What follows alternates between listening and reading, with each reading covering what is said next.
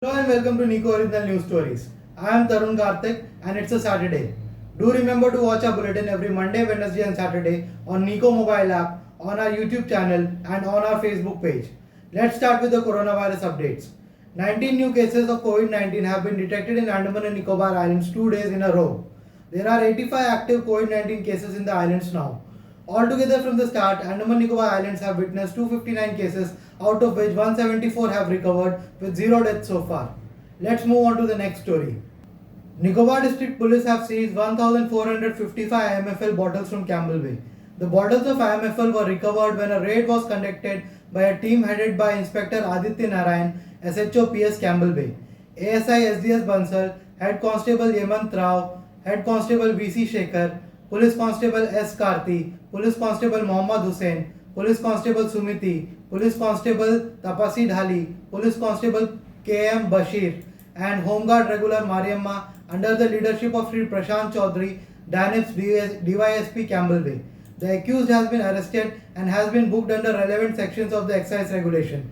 Recovery of such huge haul of liquor is a commendable job, and the DSP and the SHO who have assumed their charges in Campbell Bay in the recent past, along with the whole police team, must be congratulated and commended for their exceptional dedication to curb the menace of liquor from the society at Campbell Bay. The real question here is, how does one person collect thousands of bottles of liquor for illegal trade when there are police personnel posted near the Anitco retail outlet at Campbell Bay on all days? It is always seen that the person involved in illegal trading of liquor gets caught, but his whole supply chain remains operational. It is important that the supply chain of these illegal traders be hit to truly curb the menace of alcohol in the society. Let's move on to the next story. Nico team today decided to demonstrate to you how easily illegal liquor is available even in Port Blair. We conducted a sting operation near PMB office Phoenix Bay. The shops near the Phoenix Bay Jetty gate opposite the PMB main gate is hub for illegal sale of liquor. In fact, the shops situated there are open bars. In our sting, you would be able to see people openly enjoying their drink there. Further, there is also a shop which sells fritters and other compliments that goes well with a glass of whiskey. We went undercover to get the footage for you. We went as the customers and bought 180 ml of vodka from a person who sells liquor in front of a closed shop. Have a look at the sting footage.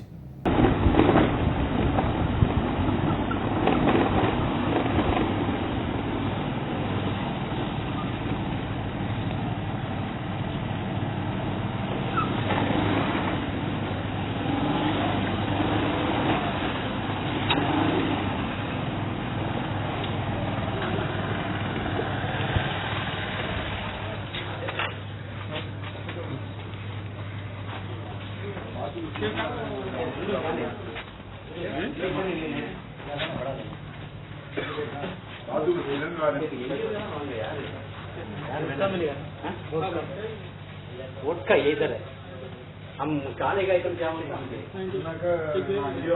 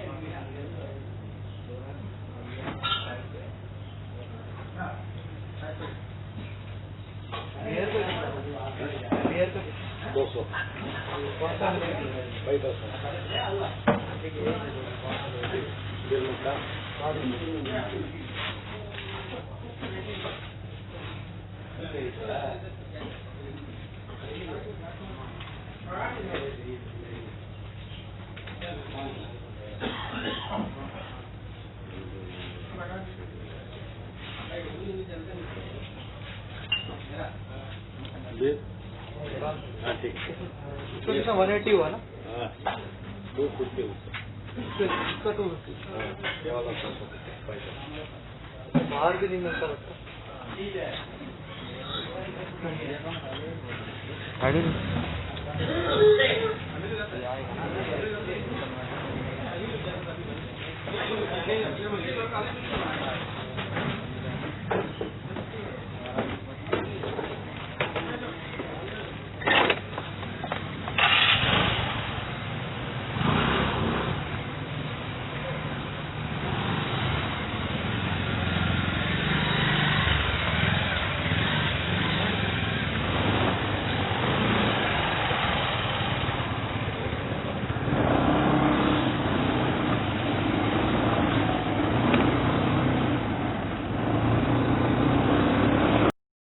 I bet you are not surprised, since these things have now become a part of day-to-day life of an islander, no matter where one lives. The police takes action on these illegal traders of alcohol, but that does not stop them from continuing the trade. Our excise policy has many flaws, and because of these flaws in our excise policy, the culprits of such crimes get away without much trouble, which encourages them to go on with their illegal trade since huge money is involved in such practices. If one truly wants to make a difference, the excise policy should be amended in such a way that it becomes easier for the people to trade in alcohol legally, and for illegal traders, there should be strictest of punishment involved. Let's move on to our next story. 19 new cases of COVID-19 were detected in Andaman and Nicobar Islands for 2 days in a row. Nico spoke to Dr. Gigi Trek, the spokesperson of BJP, on the increase of cases of COVID-19 in Andaman and Nicobar Islands. Let's hear into his comments. देखिए, सबसे पहले तो मैं बोलना चाहता हूँ कि सब हमको खुद का ध्यान रखना चाहिए। सरकार पे या किसी पे ब्लेम लगाने से पहले खुद क्या कर रहा है उसके बारे में ध्यान देना चाहिए। अभी WHO के नॉर्म्स के हिसाब से जो स्पाइक है कोरोना जो है कोविड-19 जो है वो एयरबॉर्न डिसीज है। तो सबसे इम्पोर्टेंट चीज़ है कि मास्क पहन के रहना चाहिए। और पहले लोगों में एक डर था कोविड को लेके, अब देखने में आ रहा है कि लोग उसको बहुत इजीली लेना शुरू हो गया। वही है टर्निंग पॉइंट हमारा, जब हमारे दिल से डर निकल गया है। तो दिल से डर निकल गया तो लोगों में ऐसा नहीं लग रहा कि आज के डेट में कोई कोविड से डर रहा है। ये डर जब तक आप अपने दिल में नहीं रखिएगा तो ये कोविड फैलता रहेगा। सोशल मीडिया में कई लोगों ने लिखा है कि गलत लिखा है कि यहाँ पे कम्युनिटी स्प्रेडिंग शुरू हो गया। मैं कंसर्न ऑफिशियलों से भी बात किया तो उनका ये कहना है कि अभी तक कोई कम्युनिटी स्प्रेड शुरू नहीं हुआ है। लेकिन हम लोग अपना लाइफस्टाइल नहीं चेंज करेगा तो कम्युनिटी स्प्रेड शुरू होने में टाइम नहीं लगेगा। तो सबसे पहले तो हम लोगों को ध्यान रखना है कि हम लोग खुद का सेफ्टी कैसे करें और मास्क कैसे पहने और प्रॉपर मास्क पहने। सबसे पहले तो लोग एक लेडीज को मैंने देखा है कि सिर्फ चुन्नी लपेट के अपना दुपट्टा लपेट के मार्केट में निकल जाता है, सब गलत है। तो पहले खुद का सेफ्टी करें, तो खुद का सेफ्टी करेगा तो अपने आप डिजीज कंटेन होगा। और ये जो व्हाट्सएप और फेसबुक में जो अफवाह फैल रहा है उससे बच कर रहे लोग। कुछ लोगों ने यहाँ तक लिखा है कि हम लोगों का जो अभी धरना प्रदर्शन हुआ था उसमें एक कोविड पॉजिटिव हमारा एक यूथ लीडर जो अभी कोविड पॉजिटिव हुआ है वो उस धरना में था। मैं उसको क्लैरिफाई करना चाहता हूँ कि हमारा जो यूथ लीडर जो है 20th को पोर्ट ब्लेयर आया था और हमारा धरना प्रदर्शन 17th को हुआ था। तो उस धरना प्रदर्शन में कोई भी ऐसा बंदा नहीं था जो अभी तक कोविड पॉजिटिव हुआ है।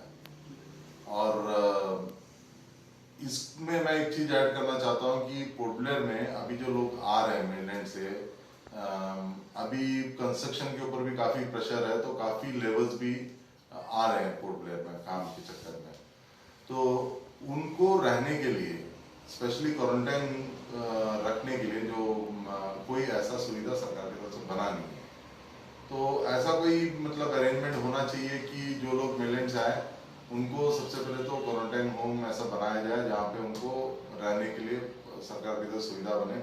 और एयरपोर्ट अभी फ्लाइट से ही लोग आ रहे हैं, एयरपोर्ट में 100% कोविड टेस्ट हो, 100% कोविड टेस्ट हो और उससे काफी कुछ हम लोग रोक पाएंगे, फिल्टर आउट कर पाएंगे कि कितने लोग बाहर से आ रहे हैं और पॉजिटिव लोग आ रहे हैं वहां से। तो इसको जब तक हम लोग सोर्स को नहीं रोकेंगे तो यहाँ पे फैलता रहेगा। तो सोर्स को रोकने का एक ही तरीका है, एक तो एयरपोर्ट पे 100% पैसेंजर्स जो आ रहे हैं उनका कोविड टेस्ट हो, और दूसरा और मैंने देखा है गूगल इंटरनेट में भी देखा है कि आजकल काफी ऐसे टेस्टिंग मेथड आ गया है कि बहुत जल्दी रिजल्ट आ जाए। तो इमीडिएट रिजल्ट आने वाले सिस्टम को सरकार प्रिक्योर करे और एयरपोर्ट में चेक करें, और उसमें से पहले जो पॉजिटिव केसेस तो फिल्टर आउट हो जाएगा, और बाकी जो है जो लोग कैरियर्स है उनका आप 14 दिन इंक्यूबेशन पीरियड जो होता है उसमें आप उनको क्वारंटाइन करेंगे तो भी फिल्टर आउट हो सकता है, तो पोर्ट ब्लेयर में फैलना कम हो जाएगा। ये केस में सिर्फ लेबरों के लिए नहीं बोल रहा हूँ कि जो आ रहा है, कई लोग हैं अंडमान के लोग हैं जो मेनलैंड से आते हैं, उनको भी रहने के लिए क्वारंटाइन होम चाहिए, क्योंकि वो अपने घर में जाएंगे, अगर वो बाद में क्वारंटाइन होंगे तो अपने आप स्प्रेड होगा चीज को। तो सबके लिए रहने के लिए क्वारंटाइन होम बनना चाहिए काफी, क्योंकि अभी पिछले दिनों हम लोगों ने खुद कोशिश किया था कि हमारा कोई जान पहचान आया था, तो पोर्ट ब्लेयर में कोई होटल्स, सारे होटल्स बंद है, रूम्स नहीं मिल रहा है। तो ऐसा फैसिलिटी गवर्नमेंट को क्रिएट करना चाहिए कि लोग आए वहाँ पे क्वारंटाइन हो, उनको वहां से फिर चेक करके बाहर छोड़ दे तो कंटेन कर सकता है। Nico further spoke to several members of the public about the increase in COVID-19 cases in the islands. Let's hear their comments. जैसा कि आप देख रहे हैं अंडमान में दिन प्रतिदिन कोविड केसेस बढ़ रहे हैं, तो हम निकले हैं अंडमान की सड़कों में, जानते हैं नॉर्मल पब्लिक क्या कहना चाहती है इस बारे में। तो सर आप क्या चाहते हैं कि एडमिनिस्ट्रेशन क्या करे? कोविड केसेस बढ़ रहे हैं और आप बताइए कि एक नॉर्मल पब्लिक होने के नाते मतलब आपका क्या फ़र्ज होता है? सर केसेस तो अभी लास्ट 2-3 डेज में तो बहुत ज़्यादा हो गए, 38 केसेस आ गए हैं। तो ये देख के तो बाहर निकलने को बहुत डर लग रहा है, लेकिन एडमिनिस्ट्रेशन को और ज़्यादा स्ट्रिक्ट होना चाहिए, क्योंकि जो बाहर से जो आ रहे हैं उनको जो क्वारंटाइन रखना है, जो गाइडलाइन है वो और थोड़ा स्ट्रिक्ट होना चाहिए, ताकि जो बाहर से आ रहे हैं वे होम क्वारंटाइन रहे, बाहर ज़्यादा निकले ना। तो ये थोड़ा स्ट्रिक्ट होना चाहिए एडमिनिस्ट्रेशन को, और आगे और भी ज़्यादा बढ़ने का चांसेस है, क्योंकि और आदमी आते रहेंगे और केसेस ज़्यादा होते रहेगा, क्योंकि लास्ट 2 डेज में 38 केस आ गया। एक्चुअली क्या है कि अभी जो हम लोग देख रहे हैं कि अभी हर दिन 19 केसेस जो बढ़ रहे हैं अंडमान में, वो actually it is like a community spread only, ठीक है। क्योंकि अभी आप देखेंगे जीबी पंथ में केसेस आ रहे हैं, और लोगों में जो लोग रैली कर रहे हैं उसमें भी कुछ लोग हैं जो कर रहे हैं। तो मतलब बेसिकली कोई जानबूझ के तो बढ़ा नहीं रहा है, बट लोगों में इतने अवेयरनेस और लोग इसको सीरियसली नहीं ले रहे हैं। द मेन प्रॉब्लम इज लोग सीरियसली नहीं ले रहे हैं। जो लोग मास्क पहन भी रहे हैं रोड में, वो ये डर के लिए पहन रहे हैं कि चालान होगा। अगर आज जब चालान हटा दो तो आप देखोगे कोई मास्क नहीं पहनेगा, कोई सोशल डिस्टेंसिंग मेंटेन नहीं करता है। तो प्रॉब्लम जो है वो ये है कि एडमिनिस्ट्रेशन तो अपनी तरफ से कोशिश कर रहा है, बट लोग इसको सीरियसली नहीं ले रहे हैं।